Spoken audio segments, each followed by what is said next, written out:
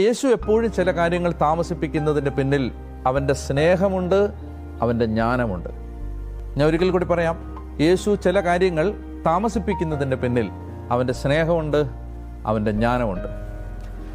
എനിക്ക് എൻ്റെ ചെറിയ പ്രായം മുതൽ ഉണ്ടായിരുന്ന എൻ്റെ ഒരു സുഹൃത്ത് വർഷങ്ങൾ കല്യാണം നടക്കാൻ വേണ്ടി എന്നോട് പ്രാർത്ഥിക്കാൻ പറയുമായിരുന്നു.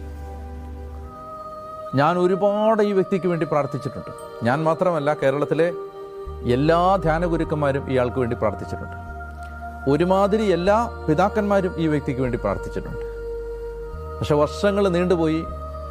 35 വയസ്സ് കഴിഞ്ഞു, 40 വയസ്സ് കഴിഞ്ഞു, 45 വയസ്സ് കഴിഞ്ഞു, കല്യാണം നടക്കുന്നില്ല. ഒരു വേള ഞാൻ ചിന്തിച്ചു, ചിലപ്പോൾ ഈ വ്യക്തിക്ക് കല്യാണം നടക്കില്ലായിരിക്കും.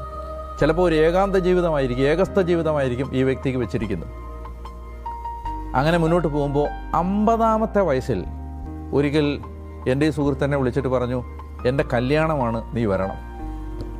50-ാമത്തെ വയസ്സിൽ വളരെ തിരക്കുള്ള ദിവസങ്ങളായിരുന്നിട്ടും ഞാൻ ആ കല്യാണത്തിന് പോയി.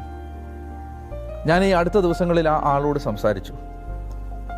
ഇപ്പോൾ ഈ സംഭവം കഴിഞ്ഞിട്ട് ഏതാണ്ട് 2-3 വർഷമാവുന്നു.